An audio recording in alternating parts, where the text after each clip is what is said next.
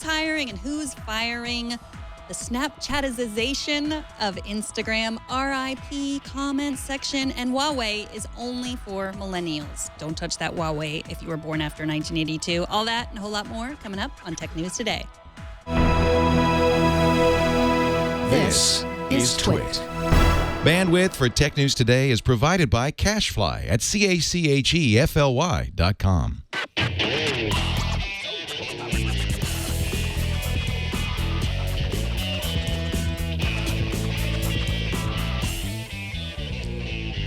This is Tech News Today, episode 1579, recorded Wednesday, August 17th, 2016.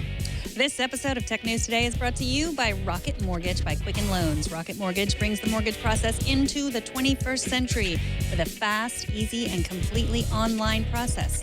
Check out Rocket Mortgage today at quickenloans.com/TNT.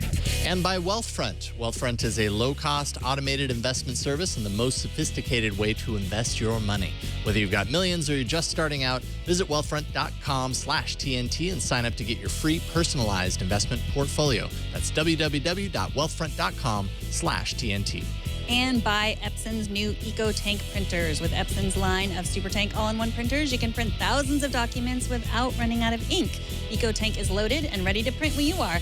Visit epson.com/EcoTank to find out more. Hi, welcome to Tech News Today. This is a show where we talk about all the techie things that happened today that you need to know to look smart at work, at cocktail parties, on the playground, all the places. I'm Megan Morrone.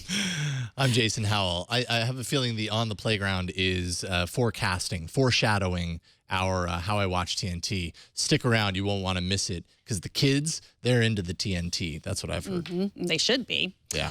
All right, let's get started. We've got some tech hiring news and some tech firing news to talk about today. Let's start with the hiring. Business Insider says Snapchat is adding some diversity to its workforce, sort of. Business Insider says the LA company is creating 396 new jobs in the state of New York.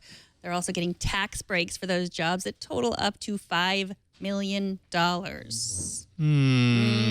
I'm thinking that at least 5 of those new positions should be specifically filter analysts who analyze all of the filters that Snapchat creates and make sure that they're not sexist, racist, or any other ist. Mm-hmm. Or at least, at least gives like between on a scale of 1 to 10, a number that indicates how much of those they might actually be. Or plagiarist. plagiarist. That scale. But possibly. Plagiarist. Yeah, that's a good one. Right, you're right. That is another one. That's another ist. The ist team. Yeah, the filterists. Yes, the filterists. We could be that. We're really good at criticizing Snapchat. BuzzFeed, Vice, Canary, they're all big tech companies that have taken advantage of this big incentive. That's right. For jobs in New York. The New York office will focus on ads, media partnerships, and content for stories, not ists. Yeah. Well, maybe eventually. I imagine their advertisers are not too pleased about the feedback on some of their recent filters. So. Well, yeah, you have to imagine, but they keep doing that thing. Mm-hmm. So where is this money coming from? I was kind of looking into it. Empire State Development Corp grant comes from New York's Excelsior Jobs program, which is basically all about offering these tax credits like these, like the ones that we're seeing here, as well as BuzzFeed's $4 million in 2014. Vice got $6.5 million in tax breaks in 2014. These tax credits are basically aimed at companies in booming industries to keep them incentivized, to keep the employees there in those emerging kind of industries locked into New York to keep, I guess, New York on the cutting edge. So there you go. Now for the bad news, Cisco is firing 5,500 employees as demand for its products plummet. That's 7% of the company's workforce. They'll be laid off beginning this summer. They're suffering from all the remote data centers. So people are not needing Cisco products as much anymore. Yeah, and as any company as large as Cisco, they every once in a while they need to really kind of refocus and find out how they can kind of planning for the future. What are you going to do to plan for the future? So they're kind of in a state of transition right now. Like, obviously their core competency has been network technology. They say that they have their sights on security, on Internet of Things, collaboration, next gen, data center and cloud. You got to kind of trim I hate to say it this way, but trim the fat in some ways in order to open up opportunities on the other side. Microsoft did this, and has been doing this under Satya Nadella's new, more or less, leadership, and that's allowed them to refocus on new priorities. And so far, you know, in many ways, that seems to be working for them. So I think it's just kind of par for the course. And a little bit of unrelated Cisco news. The company has confirmed that the story we've talked about for the past 2 days, the supposed NSA hack of the Equation Group by the shadow brokers, that's real, Cisco says. That story keeps getting more and more interesting. We might have to reach out to Ian Thompson and get him back here one of these days to kind of pick up on some of the later emerging facts around that, because it's starting to get really intriguing. Instagram is rolling out a new video feature called Events. It'll be part of Instagram's Explore page, showing user-created videos from specific events, things like music, like concerts, music performances, sports events, those sorts of things. For example, there's one that I was looking at earlier for an Adele concert that was last night, and it basically just compiles short videos recorded by Instagram users who were attendees in the audience. So you kind of scroll vertically, and you end up seeing, you know, different perspectives, different points of the concert, to kind of get a sense. It almost kind of makes you feel like you were there, at least to a certain degree, in a brief moment.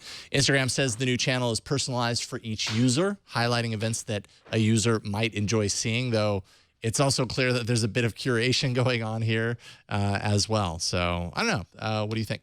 I think it's exactly like Snapchat stories. And, you know, it makes sense because there were a lot of people who were just not going to use Snapchat, like a lot of older people. And so I think Instagram realized that, and they said, oh, well, we'll just take the best features and use them. And they're great for advertisers, too. And they're great for our ego. Because, you know, the idea with Snapchat stories and these Instagram events is that, oh, like my video that I took of the Adele concert will be on this story for lots of people to see. I mean, we've all become these people that, like, I just want the most people to see my video. I did this thing. I want you to see it. Exactly. God, that's the internet in a nutshell in 2016. Yeah. And I mean, no surprise, right? Instagram has really, we've already seen them launching tools that that resemble Snapchat. The stories that they just launched for the 24-hour kind of ephemeral storytelling. This events, not only stories, but also the Discover feature on Snapchat kind of has some similarities with that. Snapchat's also been beta testing filters in Brazil and Canada. So they're all in on the Snapchatization of Instagram. The Snapchatization. Snapchatization. Chatization or chatitization? I like it when you say chatitization. Okay, we'll stick with that. You can go ahead and print it. Well, now for some old new technology that's going the wayside. Another news organization has gotten rid of the online comments section. National Public Radio announced today that they will discontinue story page comments as of August 23rd. NPR avoids talking about trolls or abuse or harassment. Instead, they say online comments aren't being used. Less than 1% of listeners comment on NPR stories, and so they plan to use social media to compete with listeners instead. Also, it should be noted that the comment system is expensive, and it's the kind of tool that gets more expensive the more it's used. And social media, all we really do is pay for our time using it. So, and whether that is, you know, the return on investment is there, that's a big question. But, you know, I think that's how we're communicating now. They have a ton of Facebook pages. They have 30 Facebook pages, more than 50 Twitter accounts. They also use Snapchat, Tumblr, and Instagram. Yeah, I think the benefit of relying on social networks for this sort of communication, as opposed to it being tied to the page, is that when it's tied to the page, like you alluded to, it lives on with that page for as long as that page exists. So it's always potentially a battleground, because comments, you know, feeds, especially lately, have become this kind of, in many ways, kind of a toxic environment, you know, and so that requires moderation for a site that really cares about what it's putting on its page. That requires a team of moderators in order to go, and that's what gets incredibly expensive. And yeah, I mean, justifying this kind of feature for, I think it was 0.06% of the visitors that actually visit the site, that's, you know, kind of a hard thing to swallow. But there is value to the lurkers, right? Like, and they don't really factor into this. Like, there's a small percentage of people that actually participate and actually comment, but there's a lot of people that read an article and then go into the comments, given the comments aren't overridden by negative stuff that makes it just noisy. And that gets extra content, context, extra perspective, and that's valuable too. So that's kind of, I kind of hate to see comments totally go away on things like this sometimes, because lacking that attached to the page, like I kind of enjoy having that, but I understand the other side too. Yeah, I mean, I think what NPR said was that, I mean, they, the comments were anonymous, but they could tell that these people commenting were not their core listeners. These were just people that like, oh, somebody wrote a story about something that I hate, and I'm going to go tell them to go kill themselves. Right. Like that's what some people do. So I think that it's not, the value is lost, I think, because it's much easier. I'm a comment lurker. Absolutely. I read something, I'm like, what do other people think about this? And it is useful, but I mean, the amount of people that just say, you're an idiot, you're garbage, you're stupid, and then start fighting about something else, that's not so useful for sure. anyone. And NPR is not alone in doing this. There are plenty. It seems to be kind of a slow bubbling trend as far as this is concerned. And if everybody's already in social network, like, they still have some way of voicing their opinion. It just kind of then disappears into the ether, depending on the social network that you're using. Huawei held an event last night to show off an impressive new device under its Honor sub-brand. The Honor 8 is the name of the device. I think it's a prime example of kind of the level of quality that can be had in the $400 price range for smartphones right now. It has a 5.2-inch HD LCD display, 4 gigs of RAM, USB-C connector, fingerprint sensor, and it is packing the dual 12-megapixel cameras on the back. So one of those cameras is color, and the other one is monochrome. And that monochrome camera, from what I understand, when it's merged with the color, that helps to increase kind of the light information, contrast, that sort of stuff, or dynamic range of the image. Unlike many other OEMs, Huawei also makes their own chips. And as such, the Honor 8 has an 8-core high-silicon Kirin 950 system on a chip, which apparently is roughly the equivalent to a Snapdragon 820, which you'll find in a lot of today's premium Android devices. I don't know. I mean, I actually just also got came to work today and found the ZTE Axon 7 waiting for me. This is also a $400 device. I'm just like really impressed with the $400 category right now. Yeah. And so I really want to check out the Honor.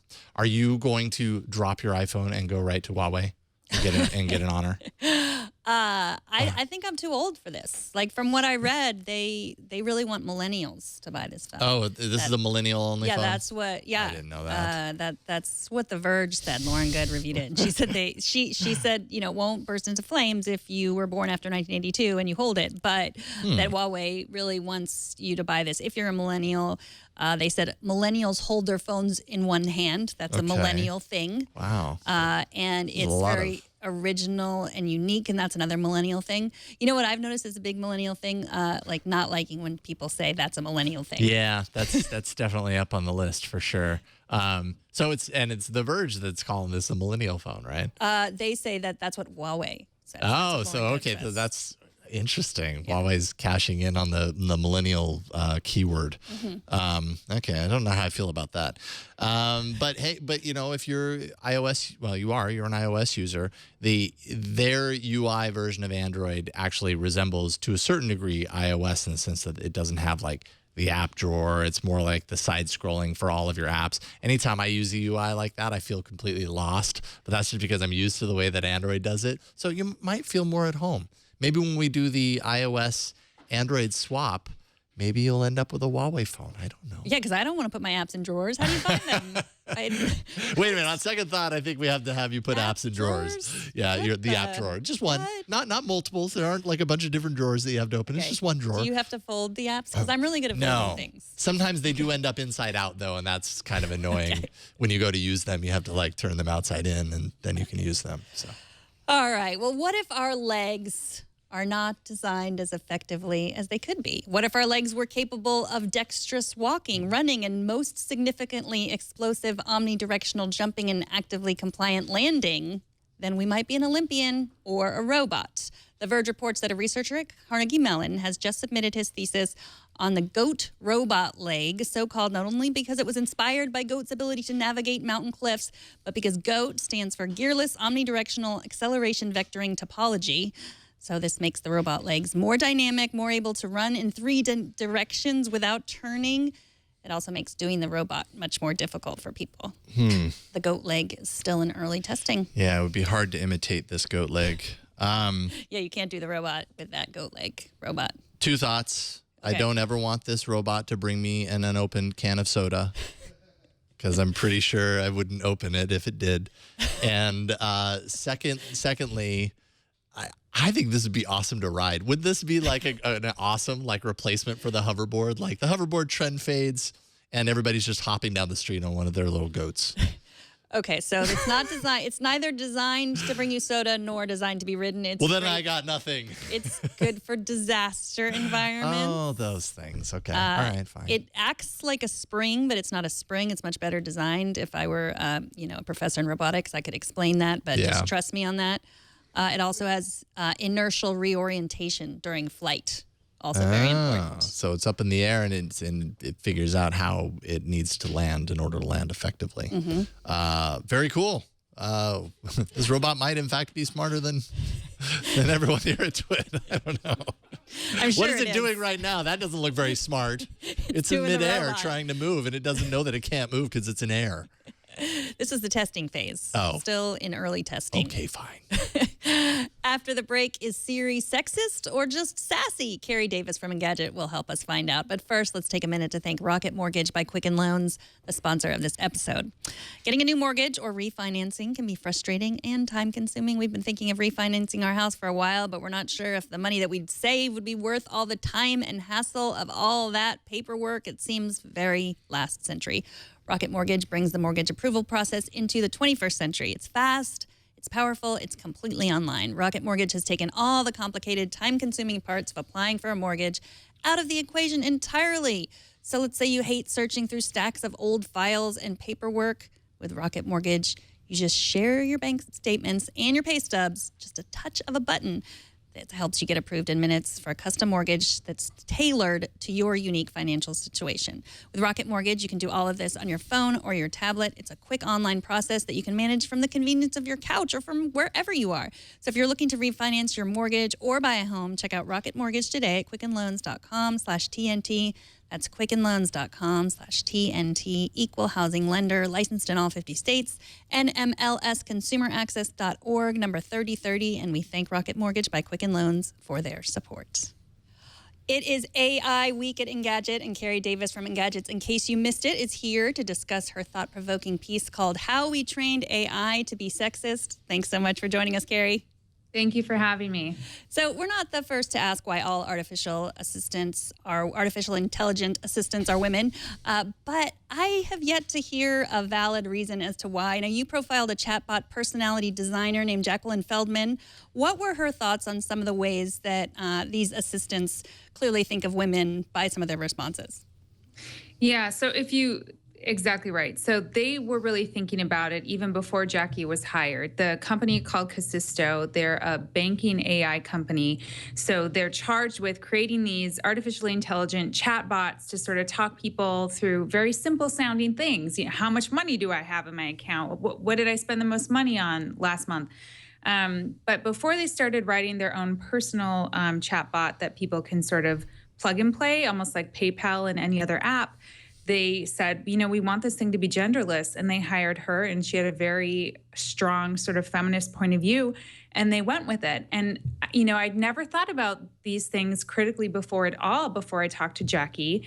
And now I sort of see it everywhere. So it's really interesting. She would tell you that talking to any other sort of Siri, Cortana, Alexa, not all the time, but sometimes when you ask any of the sort of Easter egg questions, the surprising interaction questions, it'll kind of veer sexist. And it's not just the voice, it's the whole personality. So why is it that these personalities are written to be kind of overtly feminine and sort of have sly, sexy answers? So, for example, if you ask Apple, if you ask Siri, who's your daddy?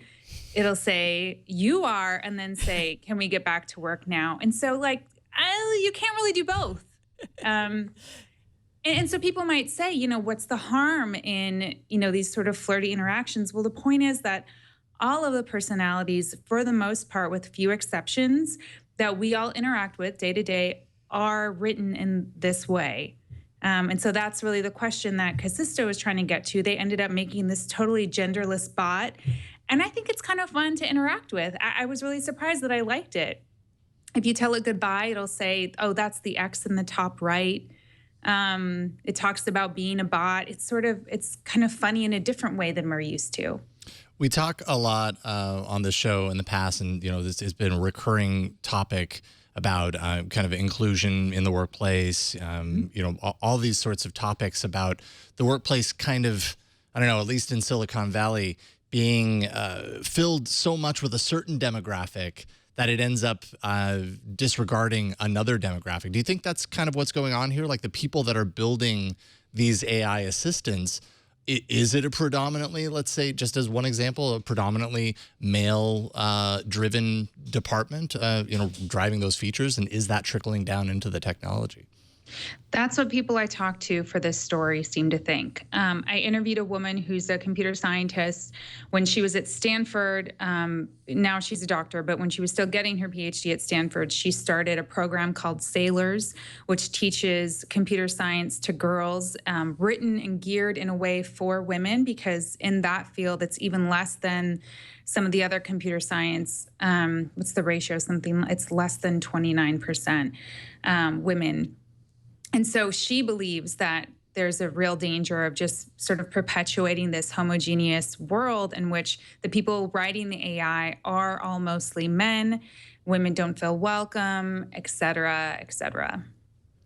So some of the examples she uses, not just the jokes, and there's like the sassiness, but there's also, she talks about saying sorry, like the assistants say sorry, and they're deferential. But how much of that do you think is just because it's an assistant? So whether it's a male or female, like we want our assistant to be deferential. Right. And so there's some interesting science there too. There was this professor who's now deceased from Stanford called Clifford Nass. Everyone really deferred to him, speaking of deferential, when it came to AI research. And he said that people tend to find women voices helpful or female voices helpful and male voices authoritative. So a lot of people will point to that when they talk about designing any sort of artificial personality, that you want a woman who's helpful. But so this becomes a larger problem if it's always women, or at least default women, because people will say, well, you can change the voices on them. But if they all sort of standard default to women, and those are the ways in which we interact with virtual assistants, how are we harming ourselves as a society? What is that really doing for women? Is it helping them? Is it hurting them? Or is it doing nothing? The people I all talk to seem to think it would hurt, that it wouldn't, women still earn less than, it's 79 cents to every dollar for a man. So if we really want to do something proactive about equality, maybe having all women default personalities and artificial intelligence isn't the way to do it. So how are some of the ways that Feldman, the person that you interviewed, what are some of the ways she's changing things? It's really interesting. So when you ask Kai, which is the personality that she wrote, when you ask Kai anything around sort of love or ask it out or sex, it'll say, be very clear, I'm a bot, or can we get back to banking now, or next question, please, or I'm here to manage. Is very, very hard line, just like a real woman or person. And a human person might react like, all right, I'm here for the banking. Yeah, ask me about banking. That's what it'll do. So that was really interesting to me. It's not sort of genderless doesn't make it not interesting. It makes it different. And another person I spoke to over email about this, she helped write the personality of Cortana, which is Microsoft's artificial intelligence assistant. Deborah Harrison was her name, and she said that for good or ill, it's in the story, but they did consider these things. They used Clifford Nass's research as well, but she said, for good or ill, it's still in its infancy, and these are the standards we're used to, so these will become normal soon enough. So all these decisions that are being made that we all think is innocent, they're kind of getting entrenched. Mm-hmm. Well, I've also read that sometimes women's voices are used, especially in robots that guide people places, that women's voices are used because they're less threatening, because they're more likely to be listened to in that way. So it's, I mean, sometimes you need some, I mean, because if you have like this robot coming at you, you want it to be less threatening. There was... Hello, what is your name? I'd be like into it. Run away, run away. So even this AI UX designer was saying she became motherly towards this bot that she created. She says, I feel very protective and motherly. And that is, to me, a very useful, feminine trait. And I mean, I found myself the same way when the Microsoft chatbot, before it became crazy racist and a Nazi. Tay. So much fun with Tay.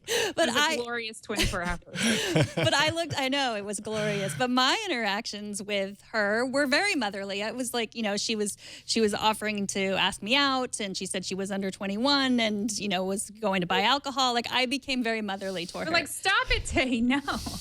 So who are you hanging out with, Tay? Yeah. I mean, I get what you're saying. Like, is this damaging? Is it not damaging? Or is it neutral? Like, I definitely think it's not neutral, but it's not all bad. Right. Totally fair point. And you hit on something that the editor who put that story together loved, is that as much as she wanted to be gender free and really tried to with Kai, and so did the company as a whole too, they consider themselves feminists. But as much as she wanted to be gender free, she still ended up doing these because she's a woman, very stereotypical sort of female things, saying reluctantly, she told me she feels motherly towards it and sort of feels protective of it. And when it gives her a funny answer, when it doesn't quite get it right, she feels protective and finds it amusing and in sort of a motherly way. So yeah, I mean, we're people. I feel like this is, and I haven't really thought of AI in the sense of kind of voice assistants and this sort of thing that we interact with all the time in this perspective, but maybe this is where we're headed at some point, where we get to a point that it isn't just, slamming down on this type, these kind of personality traits in AI, because they want that, right? They want the robot, the intimidating robot, to have some sort of personality to kind of lessen the intimidation factor of it and to kind of make it more open for use. Maybe we get to a point to where we're kind of getting in baby steps with like things like advertisement or advertising online or whatever, where the AI actually understands what you are comfortable with and what type of assistant works best for you. Maybe I do have a caustic sense of humor and I want my AI to make, jokes that don't offend me necessarily, but they might totally offend somebody else. But that AI over time would understand that it's okay with you, but it's not okay with you. And it just becomes a bit more understanding over time. I don't know. Yeah, machine learning, that'd be interesting. And I think, too, the point of the piece was less to say, like, all of these companies are bad and more sort of implore people to consider all of those options before they start writing them and as they update them. Cortana's developers certainly said that they had thought about those things, too. And as you know, Cortana was based on the naked-esque Halo character. So it was a nude woman in the video game that everyone thought was sexy. So whatever. Naked-esque. I like that. Yeah. Well, someone in our chat room pointed out that women's voices are easier to hear, especially at lower volumes, and maybe that's a reason, which is interesting when you think about all of the criticism that a lot of women podcasters get, and women on the radio. There's the vocal fry, or all of that. A lot of people complain they don't like to listen to women podcasters. That's definitely a thing, and that's interesting because women podcasters are often giving their opinions as opposed to female, Siri, who is just helping you. That's probably why they're annoyed.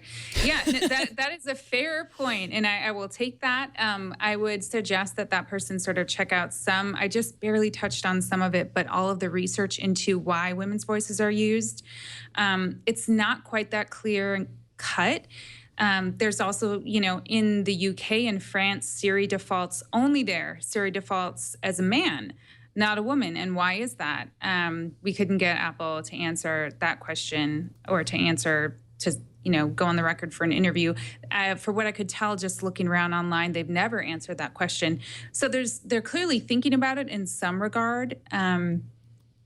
There's a lot of research into why women. But when you dive into some of the research of the woman I mentioned who started the Sailors program for girls learning to code, she said that there's a neural net study that just sort of randomly pulled a ton of information out of news stories online and found there was a gender bias against women just in random news articles. And that was like some neural net deep dive research. So there's more to it than just saying, oh, people like hearing women talk. There's some other things at play. Well, I don't want to give away everything in the story. The video and the story part, the text part are great. I have one last question. If we haven't offended anyone yet, we might offend them with this last question. There's a moment where Feldman, the designer, is talking about the questions and answers that people ask their assistants, and she says that if people asked regular females those questions, they would end up bothering them. So it's like you can repeatedly ask Siri many questions, and she continues to give you polite answers. Whereas in real life, if you continue to ask a woman or a man these questions, they would eventually say, "You're being, get out of my face." So, do you think that these assistants are training people to talk this way, like badly training them to communicate in this sort of negative fashion? I sure think it's possible. Why not? Yeah. I mean, right? If you're talking to anything and sort of haranguing it and you think it's funny, like what effect does that have over time? That it would be fascinating to be sort of a computer science researcher into that topic alone right now, because there's so much going on around us that we don't know the implications to our brains, the way we interact with people, all that stuff. And I think this story too, it's not, again, we're not just trying to sort of say, you're all sexist. It's more than that. We want people to consider these ideas before the things that are being built right now sort of get entrenched. And like we were talking about earlier, some of the comments, we had to just immediately turn the comments off on Engadget's homepage for this story because we were sort of expecting it. YouTube comments have been just overwhelmingly men saying there's not a problem, which is always hilarious because good job, you're not a woman. Not that you don't get an opinion, but come on, like maybe consider an alternate point of view. So. Well, Kerry, thank you so much for joining us. It's a pleasure to talk to you as always. Kerry Davis is a reporter at Engadget. She hosts In Case You Missed It, which is a great video show. Thanks so much for joining us. Thank you, Kerry. Thank you both. Talk to you later. All right. Have a good night. All right, Alex wrote into TNT at twit.tv about our discussion regarding self-driving cars yesterday. He says, I heard you guys make a statement during yesterday's show that I believe to be an often repeated fallacy. Self-driving cars won't really work until all cars are self-driving. In truth, self-driving cars will work as soon as they drive better than humans do, regardless of who or what is driving around them. If you were to say that self-driving cars will not eliminate all accidents until all cars are self-driving, that would be closer to the truth, but still false, as there will still be weather, animals, pedestrians, technical failure, etc. And that's a very good point. It's kind of an easy thing to fall, like an easy assumption to make that it's all or nothing, and that's what's required in order for this to actually work. Sometimes at this state of the game, that's just how I feel. I feel like it needs to be all or nothing. Get rid of pedestrians and get rid of driving cars, and have them all drive themselves. Exactly. Easy solution. Tomorrow. Yeah. Up next, we'll take a closer look at how the sharing economy is affecting the industry that it competes against. But first, let's take a minute to thank Wealthfront. They're the sponsor of this episode. You invest for the long term, for your family's financial health, for you, yourself. But trying to do it all yourself, especially the right way, is complex and time-consuming. Luckily, there's Wealthfront. Traditional advisors charge huge fees, between 1% to 3% of what they manage. With Wealthfront, you pay 1/4% a year. That's 25 basis points, 0 commissions, and no hidden fees. That's less than $5 a month to invest a $30,000 account. There are no additional charges for any of Wealthfront's services. With Wealthfront's new portfolio review, you can see if your portfolio is at risk, how diversified your investments are, what you're losing to fees, even minimize your taxes. You can get started investing today with as little as $500. It only takes a few minutes to sign up. It's going to go right to work monitoring your portfolios around the clock, taking action as soon as an opportunity arises. Wealthfront is transparent and accessible. You can view and track all your accounts in one place. Wealthfront can track both your Wealthfront and non-Wealthfront bank and brokerage accounts that they'll provide in a summary of all your assets. You can also see every trade that Wealthfront makes on your behalf in your dashboard, on your desktop, or with their mobile app. Wealthfront's process is based on Nobel Prize-winning academic research and the best investment practices. Now, we've heard from many Twit fans who've used Wealthfront and love how they can diversify their portfolios and buy stocks from in-demand companies that we talk about all the time. Apple, Amazon, Facebook, just to name a few, all commission-free. Wealthfront recently introduced their 529 college savings plan. That allows you to invest after-tax dollars, much like a Roth IRA, and save for your child or your grandchild's higher education expenses. Wealthfront manages almost $3 billion in client assets and is growing rapidly every day, so you have no reason to wait. Check it out. Invest in your future today with Wealthfront. Visit www.wealthfront.com/TNT to sign up and get your free personalized investment portfolio. You'll see the customized allocation they recommend for your profile. And just for Twit listeners, if you sign up to invest, Wealthfront will manage your first $15,000 entirely free of charge for life. Join the many Twit fans who've seen huge success with Wealthfront and claim your offer today at www.wealthfront.com/TNT. All right, so we have a few stories that relate to the sharing economy, and joining us to talk all about this is Alison Griswold from Quartz. How's it going, Alison? Good. How are you doing? We're doing awesome. Thanks for joining us today. So we've got a couple of stories that you've written over the past couple of days. Let's start first with Airbnb, a study by UBS that seems to spell, it seems like anyways, trouble for hotels in major markets. First, tell us a bit about how the hotel industry profits from so-called compression nights, which I had never heard of, but I've felt the power of compression nights before.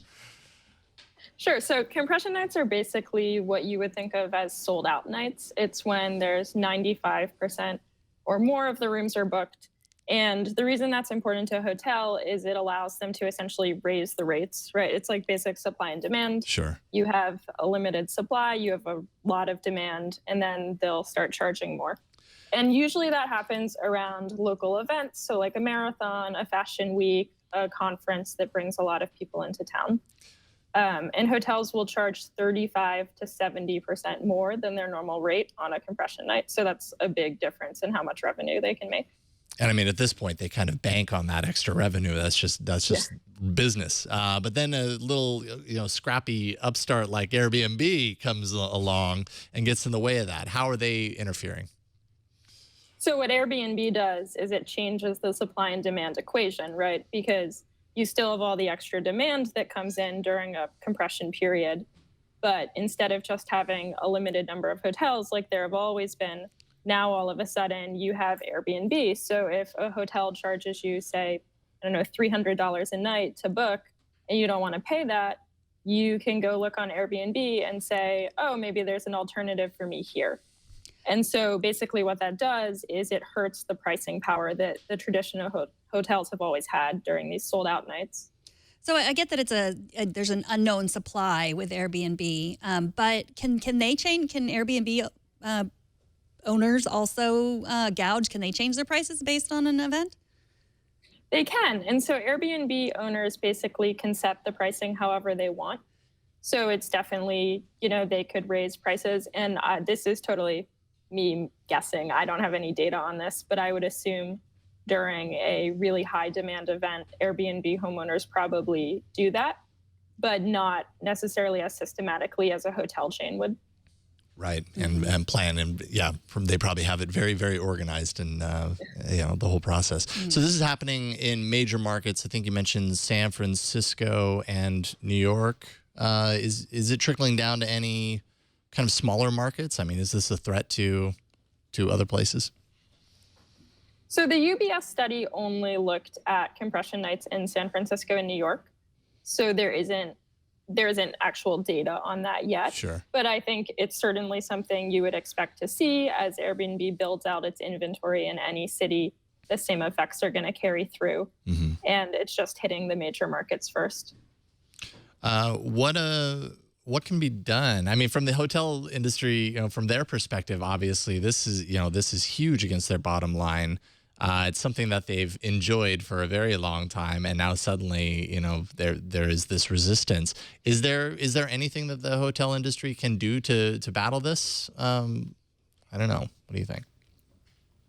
Well, in theory, you could start by raising prices a little less aggressively. There's also what the analysts think is that this is going to disproportionately impact hotels that are on the lower end in terms of budget and that deal with what we consider leisure travelers as opposed to business travelers. Because if you think about it, right, if you're going to a town for a big event and you're going on your company's budget, you're probably just going to pay for a stay in Starwood and get your points and all of that, even if it's a compression night. So the people who this is really going to change the equation for is, you and your family on vacation who wants to save a little money and not pay an exorbitant rate. Right. So you also wrote about the on-demand delivery service Postmates a couple of days ago. I saw it kind of being passed around too, so it seemed to have a lot of social media action on it. Tell us about how that service is misleading its customers on pricing, at least reportedly. Yeah, so the story was about Postmates, but also a lot of other on-demand delivery companies. And basically what you have is this industry where you have a lot of companies that said, okay, we want to bring you anything. We're like Uber, but we're going to do it for food, or we're going to do it for Walgreens. And it's going to be really cheap. And that's sort of the core promise. And all of these companies have very, I say misleading, you could say opaque pricing structures. So on Postmates, it's that sometimes they'll give you an estimated subtotal, and then you get your final receipt and the amount is different. Or on DoorDash, they used to mark up their prices and they got in trouble for that because they would charge you one thing and you would go look on the actual restaurant website and the amount was quite different. And so you see this at a lot of the companies, and the question is, why are they doing it? And they all dispute the idea that this is anything but transparent. Postmates, their CEO actually wrote a response to my story in which he said, the gist of it was basically, he said, yes, we do sometimes have to vary our prices, but it's very complicated and we don't consider this misleading. And at that point, I guess it's just a matter of interpretation, right? Like, I think if you tell me I'm going to pay one thing and you charge me another thing, that's misleading. Yeah, especially because in some cases it's quite a bit more. It's not just like you understand a little bit of fluctuation with these services, but but then you end up getting the bill and it's quite a bit more. I'm guessing viewers, check your old receipts, see if it says what you think it says. You might want to do that. Yes, I want to do that. So you point out in the article that frequency of use is really important to these types of businesses. You don't necessarily just want people to use the service. You want them to use it and then use it and rely on it again and again, so that it's not just a luxury, but it's actually just kind of like part of their daily lives. Are experiences like this hurting the bottom line of these businesses in any way? Because I imagine that sort of experience, for me, that would be enough for me to be like, I don't know if I want to do that again if I don't actually know what I'm going to be charged. Yeah, so that's still anecdotal. Postmates didn't give me their revenue numbers. The last leak of their data indicated that they were doing pretty well. But, if you talk to people, a lot of people on Twitter, they say, this was the last time I used Postmates. The people in my story, they said, we got rid of the app after we had experiences like this. As the story was being passed around, I've seen a lot of similar feedback. Yeah, this happened to me. After that, I got rid of the app. I'm not going to use Postmates again. So in that sense, that is hurting their business, especially because customers are really expensive to acquire when you're bringing them in with discounts and promotions and other sorts of giveaways. So the last thing you want is to spend a bunch of money acquiring a customer and then not be able to maintain them in the long run. Right.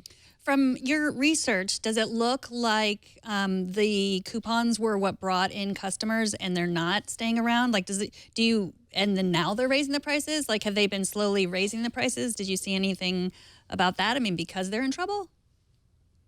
So again, that's something that would have to come from the company. Usually delivery companies look at their users in what they call cohorts. So it's a group of people that comes in, and then they track those people over time, and they say, you know, we had one initial order from all these people, and then this many months out, this many of them are still ordering. And there's usually, you know, you expect to have a drop off, but you want to see the retention rate on that cohort be fairly good, or else it indicates that your growth is pretty artificial, and that's what you don't want. So there was a company called Bento that was profiled recently on the Startup Podcast, and you know they were an on-demand food, but they would make the food and deliver the food. And part of their problem was like they'd never worked in that industry before. They were developers, they were from Silicon Valley, they understood tech, but they didn't understand the restaurant industry. And the restaurant industry is really complicated and hard to survive. I mean, is that what you're seeing here? That these are a lot of people who know how to make apps but don't understand the industry they're making the app for? I think it's less about that, and you have a lot of companies, and you've seen this across industries, where they looked at Uber and they said, Uber is this really successful company. They got all this money.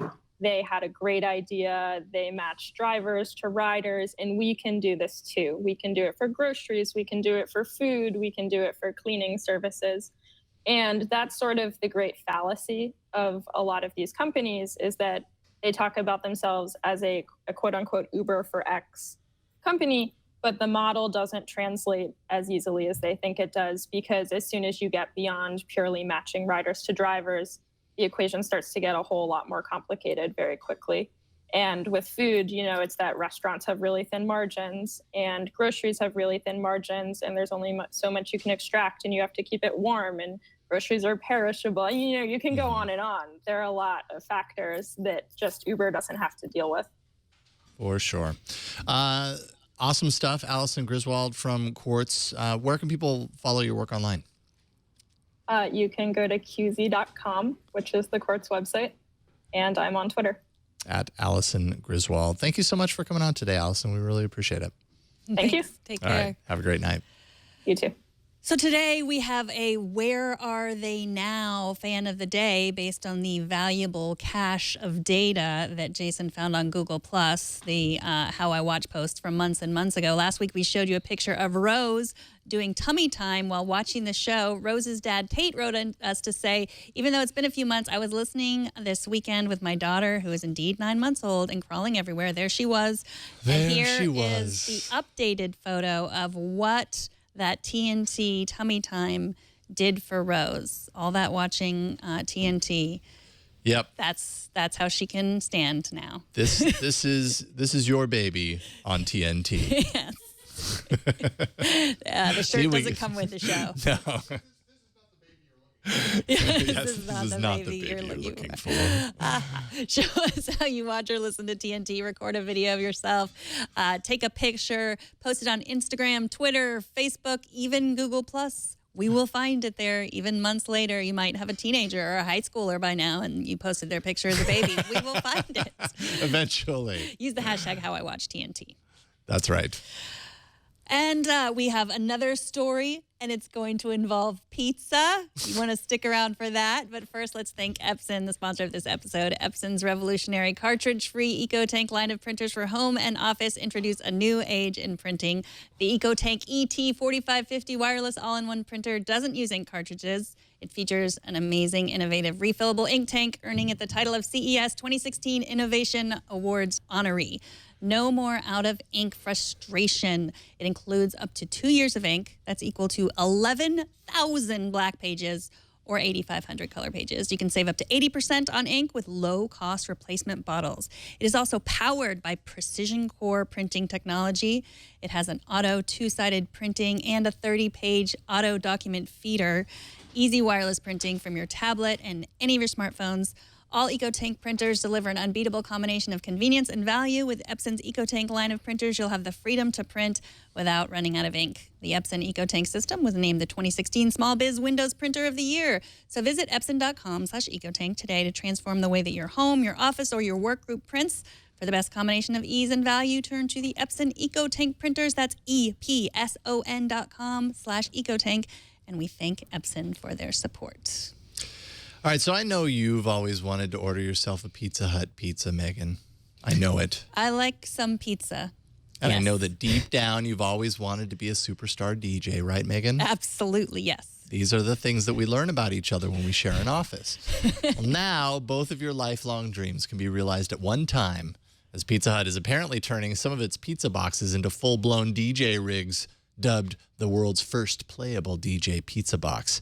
You've got the 2 cardboard turntables that, yes, can be used to scratch the invisible record. You've got a crossfader in the center, buttons to play, cue. There's the record, basically the record that you don't see. It's it's printed on cardboard.